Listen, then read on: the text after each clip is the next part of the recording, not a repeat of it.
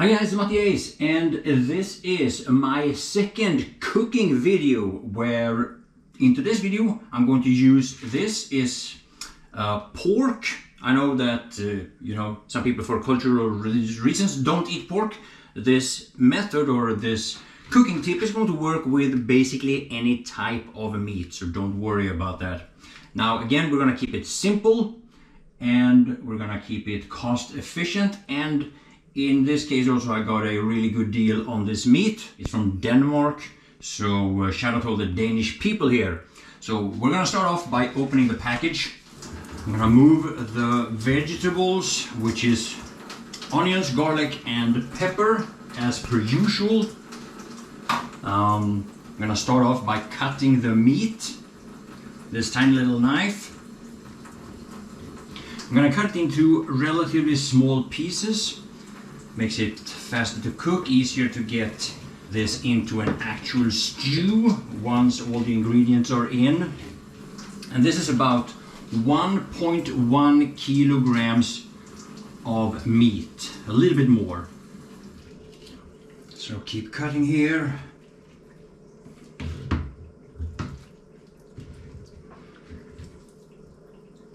So basically, this is the size of the slices. So, just putting it all in the pot here, all together.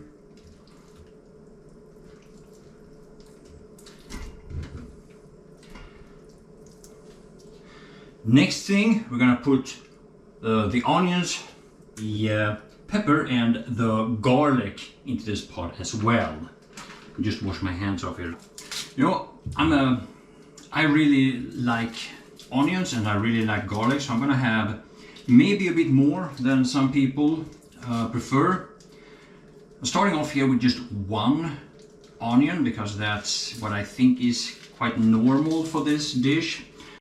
Or I didn't plan on using the entire 1 kilo of meat, but now that I've decided to do it, I'm probably gonna add one more onion or a half another. 1.5 onions instead of just one. So that's one full onion cut into slices. We'll see if that looks like it's enough. Now in this case, since I have half an onion in the fridge, I'm actually going to use that as well. You know, 2 onions, if it's the same size as I have, is probably what I would recommend, but you know, to each on their own. Then of course we're gonna have the pepper. I'm gonna use a full red one. Again, it's a matter of taste to which one you like and how much. In this case I just went with the red one because why not?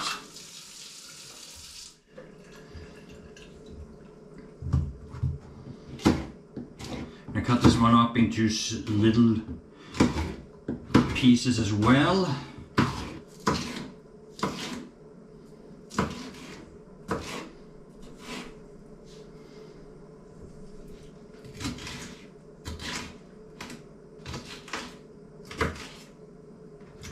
And that's one full pepper. Next we have the garlic, and talk to you guys about garlic. I thought I was a garlic lover, but there are so many people that say I can never have enough garlic or more garlic, and whoever brings up an amount of garlic, there's always somebody who wants more. The way I do it with garlic is that I'm using this garlic squeezer, and I fill up this little area with garlic. I cut some of them into smaller pieces and then I squeeze it into the food, so they get a good distribution. So I'll get a few more of these slices of garlic here. Starting off with like 3 or 3.5, I had to cut away some of it. And this is what it looks like from closer. Squeeze it like this and it, you know, you drip it into the pot like that.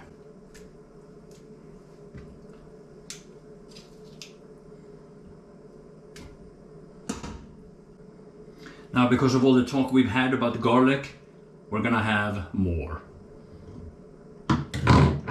All right, another 3 or 4 pieces of garlic in there.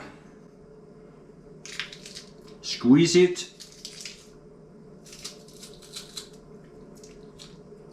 And obviously you do this right above so that it doesn't splash garlic all over your kitchen or all over yourself, but you know, for demonstrative purposes. You just use the back of the knife, scrape this off, into the pot it goes. Now some people probably just cut the garlic into small pieces and put it in. You know, I've never tried it myself. It probably works perfectly, or even full garlic pieces probably works just as well also. But yeah, this is how I like to do it because of the distribution, how it's blended into the rest of the stew. Now the next thing I do is add some spices to it. I'm gonna have some barbecue spices actually. Some black pepper.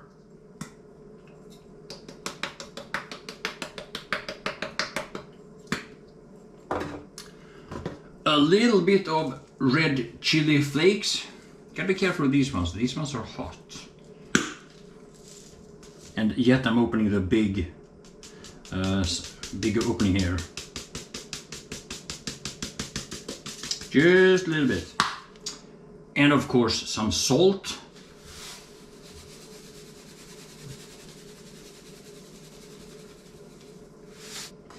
A little bit of vegetable oil, raps oil. So pour a little bit of oil into here.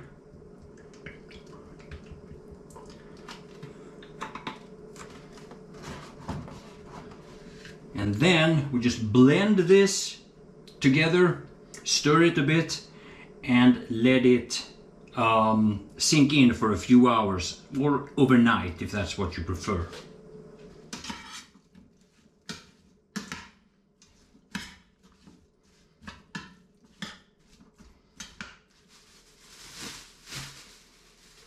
I'm gonna put this into the trash. So, and this is the stew, like that.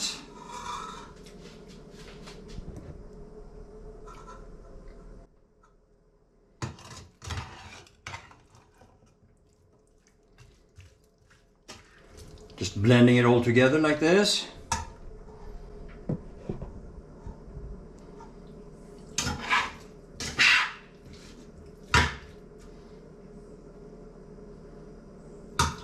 And then we wait.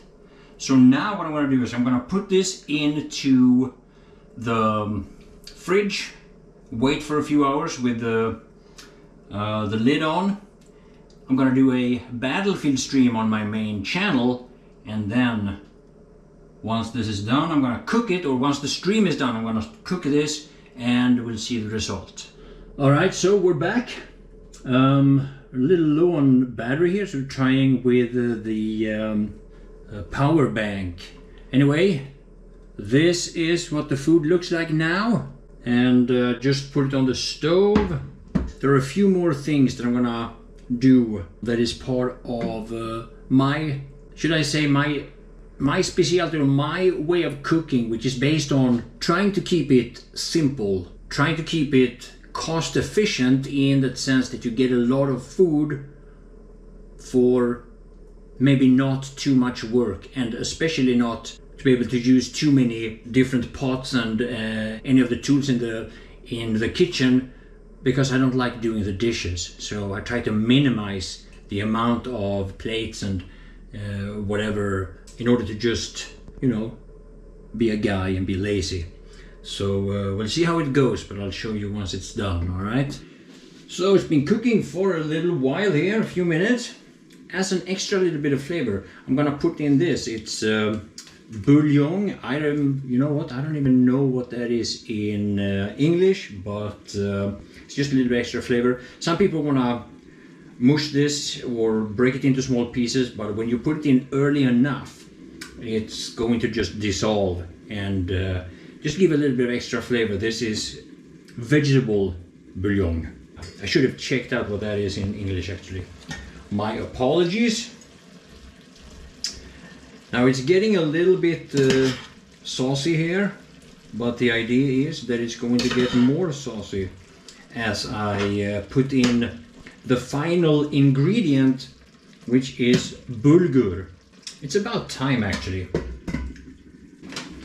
So the way I do this, I was gonna measure it, but you know what, I'm just gonna wing it, because being lazy is kind of like the whole deal with this dish. So here, this package is kind of like, yeah, it's the last part. It doesn't have enough, but I'm just gonna pour it right in.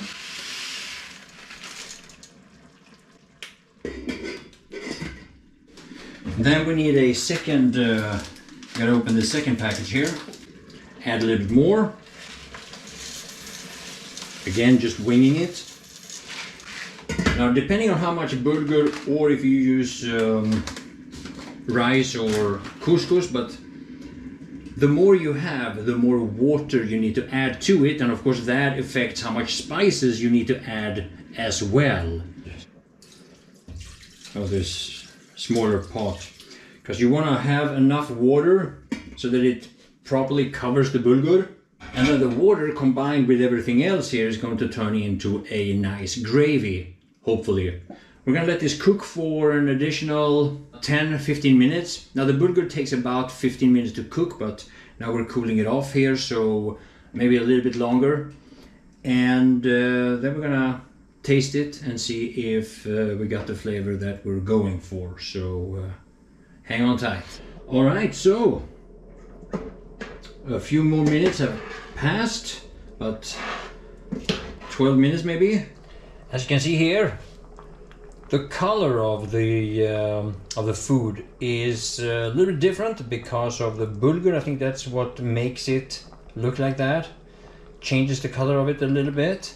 I'm going to leave it on for a few more minutes. I'm turning down the heat to just let it soak in the spices and the flavors into the meat and the bulgur. And I'm gonna taste the seasoning and see if there's something I need to add to it.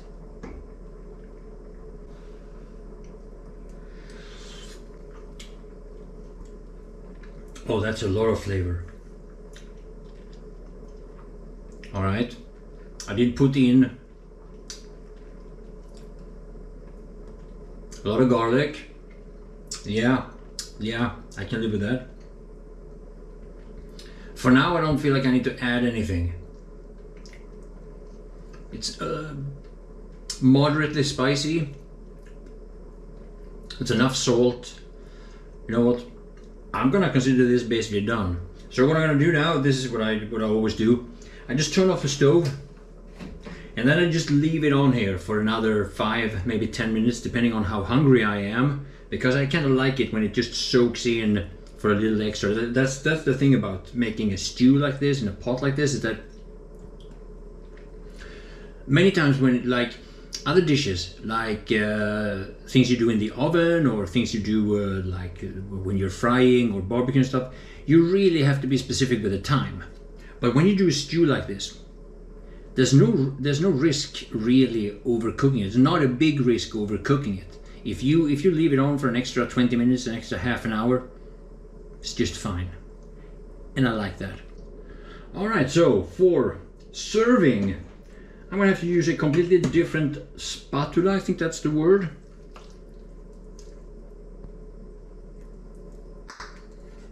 Putting it in a deep plate, like for soup. Yeah, that's like over 1 kilo of meat here.